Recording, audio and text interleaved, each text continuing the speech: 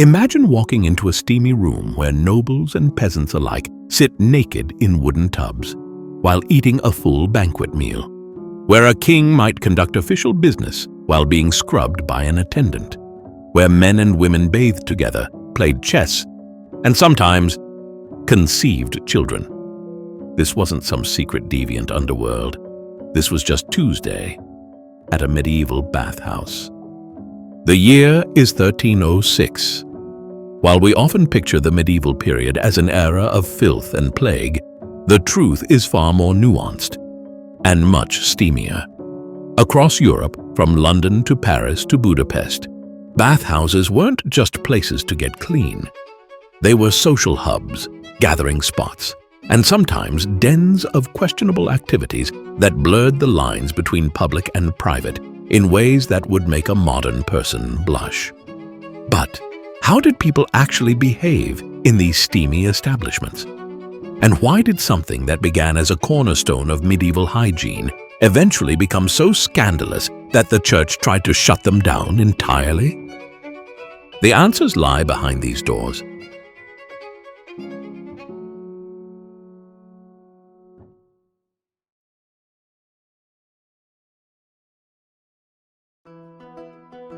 Medieval bathhouses, often called stews in England or étuves in France, emerged from the remains of Roman bathing culture.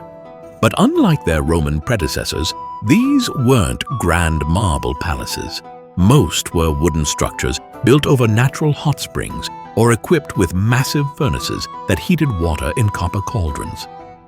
What would immediately strike you upon entering wasn't just the thick clouds of steam, but the noise. Bathhouses were loud, lively places filled with chatter, laughter, and music. Minstrels often performed while bathers soaked, creating a spa tavern concert hall hybrid that has no real modern equivalent. And the first rule of bathhouse etiquette? Leave your social rank at the door. Well, sort of. In theory, bathhouses were remarkably egalitarian spaces where peasants and merchants could soak in the same waters. But in practice, many bathhouses offered tiered services. For a few extra coins, wealthy patrons could rent private rooms with fresh linens and individual tubs rather than sharing the communal baths. But here's something you might not expect. Many medieval people bathed completely naked, even in mixed company. Contemporary accounts mention how the mingling of unclothed bodies raised few eyebrows in 12th century bathhouses, though by the 14th century, modesty standards began shifting. Some establishments began providing light linen wraps or bathing shirts for the suddenly self-conscious. And then there were the bathhouse attendants, who fulfilled roles far beyond what we might imagine. Called stew keepers in England, these workers, mostly women, weren't just cleaning staff. They were masseuses, hair washers, and even minor medical practitioners who would perform services like cupping, bloodletting, and minor surgeries right there in the bathhouse. Some attendants gained reputations as skilled healers, particularly for treating skin conditions or muscle pain. Others, however, gained reputations for offering additional services of a more intimate nature. But that brings us to the question that medieval authorities couldn't stop asking. What exactly went on beneath those steamy waters? The answer depends entirely on which bathhouse you visited and when. You see, medieval bathhouses existed in a strange moral gray area for centuries, and the line between legitimate business and brothel could be remarkably thin. But before we uncover those scandals, let's talk about something equally surprising: medieval bathhouse cuisine. Yes, food. Eating and drinking while bathing wasn't just common, it was expected.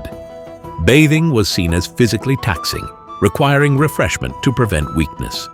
Bathhouses served everything from mulled wine and ale to elaborate finger foods designed to be eaten while soaking.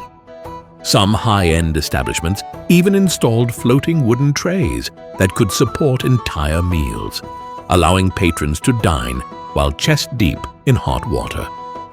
A German manuscript from 1389 lists the foods commonly consumed at bathhouses: honey cakes, small pastries, preserved fruits, and spiced wines. The most prestigious bathhouses in major cities even employed their own cooks and wine stewards. But food wasn't the only thing consumed in abundance at bathhouses. They were also hotbeds of gossip, rumor, and political intrigue. In an age before newspapers, bathhouses served as medieval information exchanges. News traveled from tub to tub, city to city. Merchants exchanged trade information. Craftsmen shared techniques. Lovers arranged rendezvous. Political plots were hatched, all while everyone pretended to be simply getting clean. In 1292, a conspiracy against the French king Philip IV was uncovered when conspirators were overheard whispering in adjacent tubs at a Parisian bathhouse. The eavesdropper, another naked patron, submerged up to his ears with only his eyes visible above the waterline. But as the 14th century progressed, bathhouses began to develop darker reputations. The Church, which had long viewed public bathing with suspicion, increased its condemnation. Moralists argued that mixed bathing inevitably led to sin. Medical authorities began claiming that open pores in hot water could admit plague miasmas and other diseases. By the late 1400s, bathhouses were increasingly associated with prostitution, gambling, and crime. Many legitimate bathhouse owners found themselves fighting a losing battle against reputation. Families that had run respectable bathhouses for generations watched as their businesses were tarred with the same brush as the truly scandalous establishments. Historical records show that legitimate bathhouse owners across Europe struggled against these changing perceptions. City council minutes from several German and French towns reveal failed petitions from bathhouse operators trying to distinguish their honest establishments from those offering illicit services. In cities like Strasbourg, Basel, and Paris, family businesses that had operated for generations closed their doors as regulations tightened and public opinion turned against them. Across Europe, bathhouse culture began its slow decline. The final nail in the coffin came with the spread of syphilis in the late 15th century. Medical authorities correctly identified that the disease spread through intimate contact, but incorrectly believed that shared bathwater could transmit it as well. The fall was swift and merciless. By 1500, the number of bathhouses in Paris had dropped from over 80 to less than 20. London's Southwark stews, once famous throughout England, were ordered closed by Henry VIII in 1546. Let it be known that these places of unseemly gathering do spread contagion of both body and soul, read the royal proclamation. All such establishments shall cease their operations forthwith. The once vibrant bathhouse culture that had existed for centuries was dismantled in less than a generation. Wooden tubs were broken apart for firewood.